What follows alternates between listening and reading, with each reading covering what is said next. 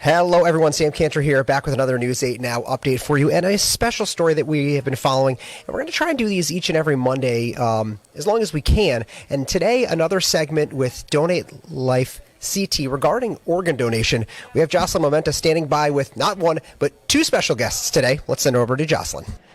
I do, Sam. Through the whole month of February, I've been doing special reports on organ donation. And tonight at 11, the focus is on the heartbreaking search for a living liver donor for a 9-month-old boy whose liver failed. Joining me now is Allison Keating with Donate Life Connecticut, as well as David Weisberg, who is a living liver donor. It's amazing what you've been able to do, David. Let's talk about, first of all, livers. We hear a lot about kidneys. You hear a lot about, well, hearts as well. But is the living liver donor the most difficult one to step up and donate, Allison? There's a challenge. It's a big surgery for someone, but the biggest challenge is coming up or finding a match. And a lot of times people have family that would like to be a donor for them or their loved one, but they're just not a match. And it starts with blood and tissue type. So that's where the biggest challenge is. David, what was that like to give a part of you? So I think that the biggest issue is just one of awareness. I had no idea that you could donate your liver until one night that I decided that I wanted to be a living organ donor, and I went online to, on Google to say what kind of organ can you give as a living person, which seemed to me a better way to give my organs than later on. Although I'll give the rest later on. Well, your story is even more amazing, David, because you were not stepping up for anybody you knew. No, I thought that the opportunity to save someone's life would be a profound thing to do. I had just turned 49 and wanted to do something impactful for my absolutely. 50th birthday, and decided I would give an organ to somebody, and went online and Googled what kind of organs could you give as a living person. I had no idea you could give your liver. Most people probably don't, because you only have one liver. It's not like giving a kidney where you have two. But the reality is you can give someone part of your liver. Your liver grows back to a full-size liver, and the piece that you give them grows into a full-size liver. That's just amazing. And I said, I want to do that. That's so cool. I love your passion. And so, that night, rather spontaneously and decisively, I said, I'm going to give someone, if they'll let me, I'm going to give someone a piece of my liver. This doesn't happen very often, Allison. It should. And, yes, it should. I agree. The altruistic donor is becoming more common as more people become aware, like David. And so it's that awareness piece of the fact that you can do it. Not a lot of people know that they can. And that the liver will grow back within a few months. Both are back to very close to 100%. So it happens very quickly, and as a living donor, you're feeling better very quickly and back to your regular life. I feel perfect, and it was one of the most profound and powerful experiences of my life. I would, it's not something that everybody can do. It's true. But if you can do it, I can't think of anything more profound and more powerful to do. And how's the recipient doing? He's doing great. I went into this knowing that I might not have an opportunity to meet my recipient. So there's no guarantee in a case of being an altruistic donor that you're going to meet your recipient. In fact, I was told there was no guarantee that I would find out whether the surgery was successful at all. But as it turns out, Joe, my recipient, is doing great. I've seen him since. I've met his grandson, who was one of the people he wanted to be around for. It feels wonderful that Joe and I have this connection through an organ of common origin. All right, so we now know you can give livers and kidneys, but what other organs are we talking about, Allison? Major organs include? Living donors for kidney and liver, yes, those are the major ones. But in general, to save up to 8 lives, livers, kidneys, heart, lungs, pancreas, intestines, these are all things that help people and save lives. And then on top of that is tissue and cornea and bones and veins, and there's just so many different ways that somebody can directly affect and somebody's life by, like I said, some can save up to 8 lives with major organs, but then tissues and bone, as I mentioned, skin is another thing. They directly affect someone's quality of life. So it's amazing and very important to know that that the different ways that someone could be. Can a lifesaver. David also donate other organs as well? I mean, he's already given part of his liver. Can he donate yes. other? I think the question is, when will David? Oh, when will? You're so right. You're right, because you are so altruistic. So here's something important to know, though. You can only donate your liver once. Yes, that's Even right. though it grows back, Yeah. the physiological construction of your liver is it has 2 lobes. They take one of the lobes, the other lobe just gets larger. So you can. My first question when I started this process was, if I really like this, can I do this every couple years? The answer is no. I could be. But you can give other. I could be a organs. kidney Yeah. donor. I could certainly go in and give blood. There's plenty of things that I can do, and absolutely, I have it on my driver's license. I do too. I'm Yes. also an organ donor. We need more people like you, David. Yeah, we just need more people to know and to understand that if you can do it, that it's not such a difficult process. You know, it's 7-8 months after my surgery. I'm feeling perfect, and I've felt perfect for months. And so, yes, it's surgery. It's a big surgery. Yes, there are risks involved. The positive feeling that I come out with is so much more powerful than the small bits of pain that I experienced during the process. Are there any financial barriers for donors? Perhaps somebody who's thinking, I want to donate, but that would mean I may be out of work for 2 weeks. I may not get a paycheck for 2 weeks. Is there something out there that can help donors, Allison? There is no financial burden. So when there's a living donor, the OPO, the Organ Procurement Organization, is the one that covers the cost, and they work with the recipient's insurance company. And so there's no out-of-pocket to try and help But living donors be able- afterwards? There's organizations that are set up. Yep. Right. I mean, I think the reality, first of all, is that the system to approve someone who wants to be a living organ donor, and when I started this process, they said, this will be the most thorough exam you've ever had to go through. It's not just a physical exam. It's a psychological exam. It's meeting with social workers. It's talking about your financial situation. Part of the reason not everyone can do this is some people are not in a position where they can afford to miss work, and that's just a reality. You know, some people with dependents are not in a position where they can take But I off understand that there are time. agencies out there that do step in That can for help issues out, like yes. that. So They there, can help out. there is a National Living Donor Assistance Fund that, for example, my surgery took place in Pittsburgh. I live in Connecticut.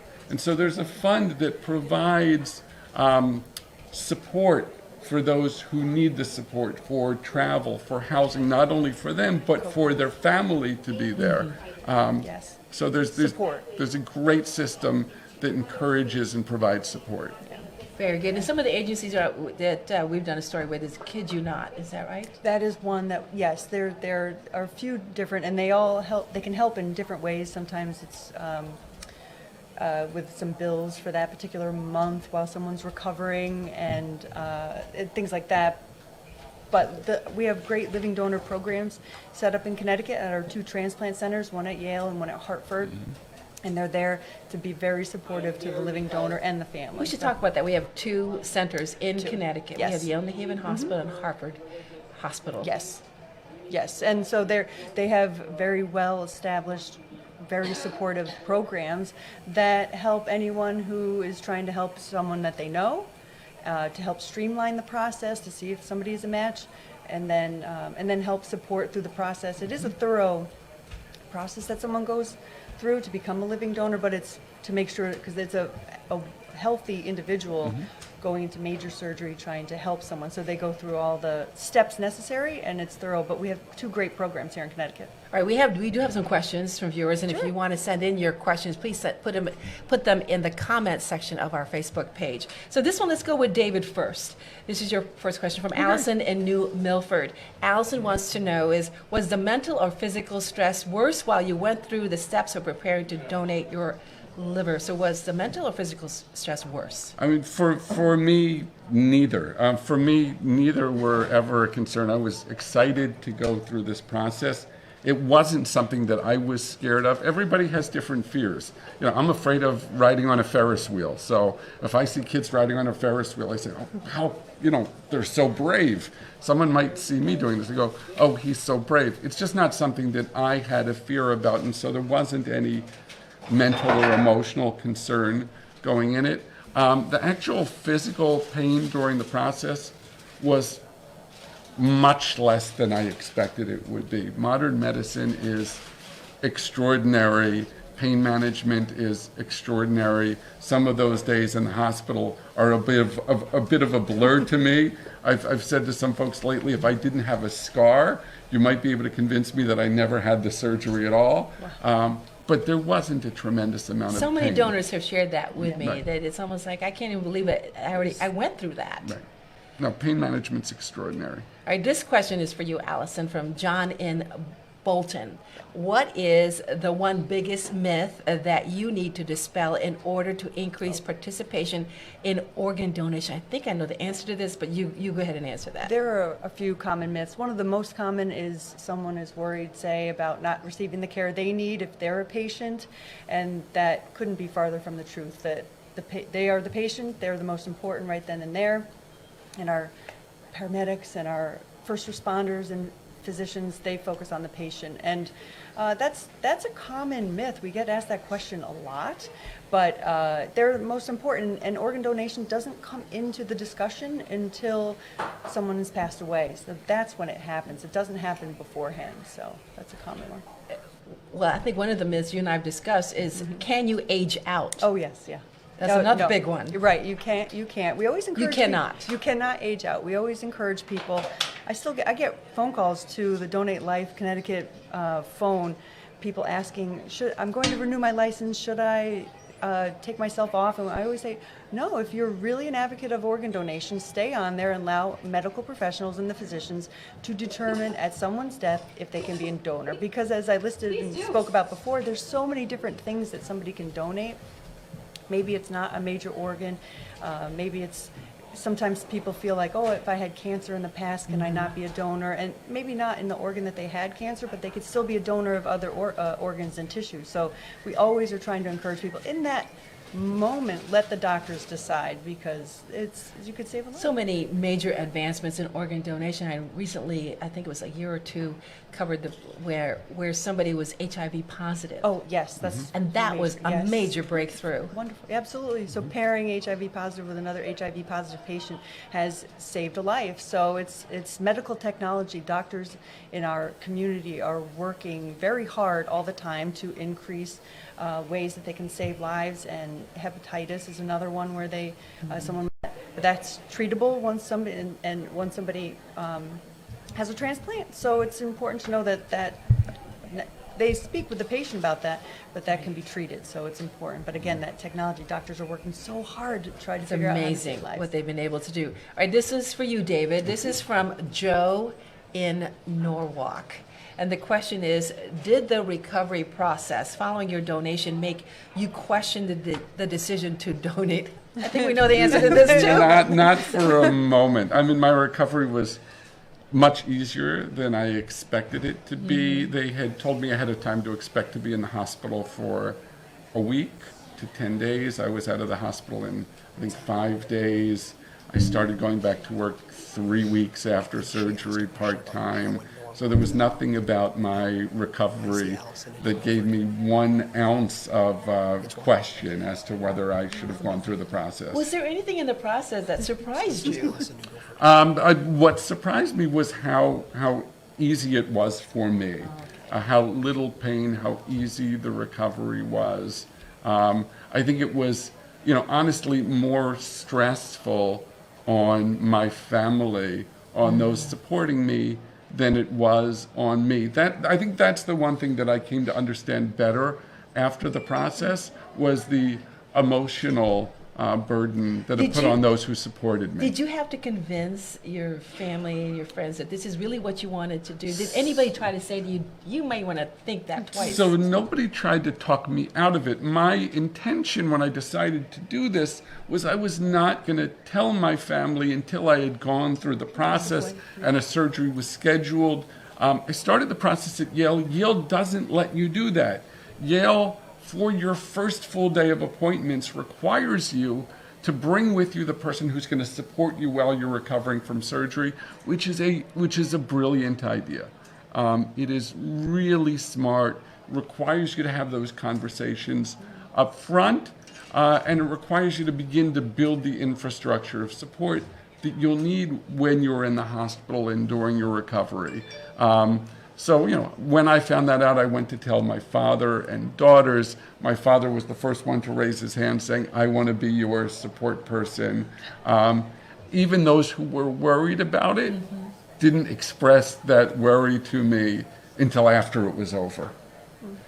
What a story, David. I hope that people are listening to what you're sharing and hopes that more people will become an organ donor. This is absolutely something that you don't see in most people, Allison? Like I mentioned before, it's uncommon for altruistic donors to do this, but many of them say the same exact thing that David was saying, that it was much easier than they thought. It wasn't, the process was smoother, easier. They're feeling better faster than they were expected to. So that part I've heard a lot from living donors. So it's and they're back to their regular lives very quickly. So this is your second question from Jennifer in Windsor for you, Allison. Okay. Which organs are people most concerned about donating based on myths surrounding donations? So which organs? About most common are the kidneys and livers. Most people are waiting for kidneys and then followed soon by livers. I think the question might have to do based on myths surrounding donation. A lot of people think that you can donate your brain, which you cannot. Yes. So I get a lot of questions like that when I go to presentations. So there's things to clarify around that. But the major organs that you can donate, I haven't necessarily heard anything in particular about. Oh, I'm glad you clarified that Yeah. you can't donate No. your brain. Is there To science you can. Yes, but to not science, as but not for right. transplantation. Correct. Any other organs that not used for transplantation, other than the brain? I'm trying to think. Like gallbladders and appendix, those are kind of, you don't need those types of Exactly. organs, so I do get those questions. People ask those, and those are things that people can do without necessarily. Sometimes you might need them, but for the most part, you don't need your appendix. I don't have my appendix, so you don't need it. So Very good. Okay. And the last question from David in New London for you, David. Okay. The question is, how long did it take for you to decide to actually donate your liver after the thought first occurred to you? I think, what did you say, minutes? Maybe 30 minutes of consideration, really, of what organ I was going to give. What was the clincher for me once I found out that you could donate your liver is my mother passed away 10 years ago from what was eventually liver cancer, and I thought it was a great way to honor her memory, which I thought I hadn't done in any monumental way before. So it was an easy decision for me to do that. Lovely thing to think about there.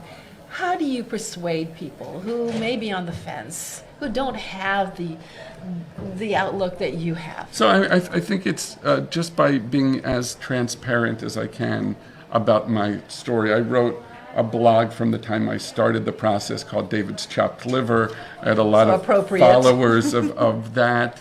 And I tried through that blog just to be as open and transparent as I could possibly be, so no one would think there was anything that I was hiding. Because if you're not completely open, it's like, well, but he didn't tell me about that.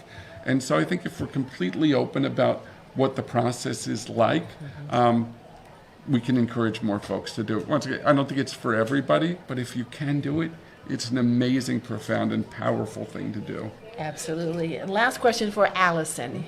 This is from Mike in Plainfield. The question is, what are the restrictions on donating a kidney for a non-family member? the restrictions are really, it just comes down to blood and tissue type. That's really all it is. Male and female is not part of the consideration. It starts with blood and tissue. The other large factor that goes into matching is height and weight. Like my father is 6'5" and I'm 5'8", so I couldn't be a match for him and he could be a match for me. That's another important factor. But other than that, the only restrictions is just finding a match for blood, starting with blood and tissue. So that's why you often see on social media families out looking for blood types, certain blood type, because that's where it starts. Absolutely. And also maybe we should share with people there is such a thing as a kidney swap. I mean, Yes. somebody Oh, yes. who, you may have a loved one who wanted to donate a kidney to a member of the family and they were not a match. And so what happens there? And see what happens. So when somebody has someone, but they're not a match, but then they can be matched to, say, someone else in another state or within the state, so then they start a swap. And it actually can start chains, really long chains of, and it all starts with altruistic donors or donors that are ready to donate to a loved one, but then they can't because they're not a match. So it has started these amazing life-saving chains of people who are willing to be a living donor. So it starts with a living donor, somebody willing to do that, and again, give this amazing gift of life. So. And then eventually, perhaps that loved one you had hoped to give that kidney Oh, yes, to it all starts, actually comes back that's full the whole circle. point of it. It all comes back completely full Exactly. circle. So if someone's doing it for someone, on behalf of someone, that yes, they pair it with someone and they eventually get it back. So it's full circle. So It really it's is. amazing. It is It's amazing. It really is. But it's not required that you need to recruit a family member because the story tonight that we're doing, they actually established a Facebook page where hundreds of people signed up and actually wanted to be a donor. Yes, yes, they received a large response, and a lot of times people have a huge response from family members and friends trying to find out if they're a match, and that's wonderful. But then when there's that roadblock, when they aren't a perfect match for their loved one or their friend, then what do you do? And then Facebook posts and social media and trying to increase awareness, trying to find a match, perhaps setting up a chain to find a Right, donor. and I would just say, all of the 1,000 people who respond to the Facebook post about that one person who needs a donation, Yes. if you're not a match to that one person, there's 1,000 other people who need it as well. So And right, so don't David. give up on that Facebook post.